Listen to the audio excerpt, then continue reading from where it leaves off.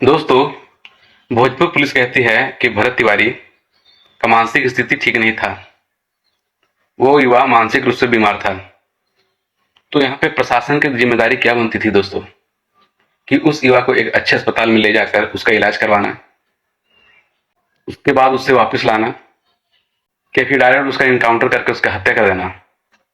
दोस्तों, भरत तिवारी का कोई भी पिछला क्रिमिनल रिकॉर्ड नहीं रहा है, ना ही कोई वो बड़ा अपराधी है या फिर कुख्यात अपराधी है। दोस्तों, भरत तिवारी का सिर्फ इतना ही अपराध है कि उन्होंने समाज की कमियों के खिलाफ आवाज उठाया। उन्होंने नेताओं के झूठे वादों को उजागर किया, उनके झूठे वादों के खिलाफ आवाज उठा रहा था। चलिए मान लेते हैं कि भरत तिवारी मानसिक रूप से बीमार था, उसकी स्थिति गंभीर थी, लेकिन उस युवा ने अगर आपके सामने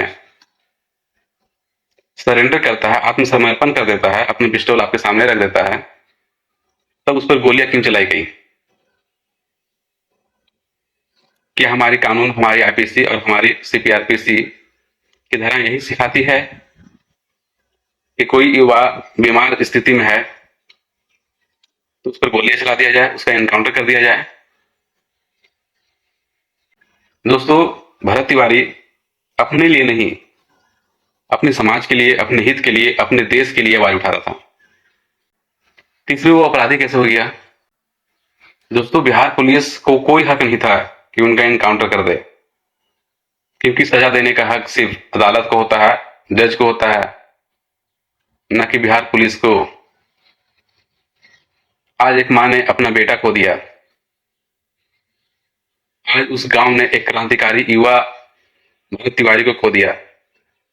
इसका जिम्मेदार कौन है? दोस्तों, ये आवाज उठाना पड़ेगा और हमारे भाई भरत तिवारी को न्याय दिलाना पड़ेगा। जब कोई युवा आपको सरेंडर कर देता है तो आपका कोई हक नहीं बनता है कि आप उसका एनकाउंटर कर दें। ये कौन से कानून व्यवस्था है कि कोई युवा अगर आपको सरेंडर कर देता है, आत्मसमर्पण कर देता है, तो आप उसका एनकाउंटर कर दें? बिहार पुलिस से हम ये सवाल पूछते हैं कि आपको हक किसने दिया था कि आप उसका एनकाउंटर कर दें, जो कि आप ही लोगों ने खुद बताया कि वो मानसिक रूप से बीमार था। अगर कोई युवा मानसिक रूप से बीमार है तो क्या आप उसका एनकाउंटर कर दोगे? अगर ऐसा ही रहा तो और युवा पुलिस पे भरोसा नहीं करेंगे, वो अपने हथियार उठाने पर मजबूर हो जाएंगे अपने न्याय के लिए। भरत तिवारी ने क्या किया? अपने लिए लड़ा? नहीं, अपने समाज के लिए, अपने देश के लिए, अपने हित के लिए लड़ा, क्योंकि वो नेताओं के झूठे वादों को पूरा उजागर करना चाह रहा था। क्योंकि जब इलेक्शन का टाइम आता है तो नेता हाथ जोड़कर आते थे कि मैं आपको सारी आपकी कठिनाई को दूर कर दूंगा, ये कर दूंगा, वो कर दूंगा, लेकिन जब करने के समय आता है तो वो नेताएं कुछ नहीं करते हैं। बस यही मांग थी भरत तिवारी की। भरत तिवारी भोजपुर के जमुनिया गांव के रहने वाला व्यक्ति था और एक युवा क्रांतिकारी लड़का था, एक समाज सेवी था। उसका कोई आपराधिक इतिहास नहीं रहा है, वो चोर चुक्का बदमाश नहीं था जिसका आप लोग एनकाउंटर कर दिए।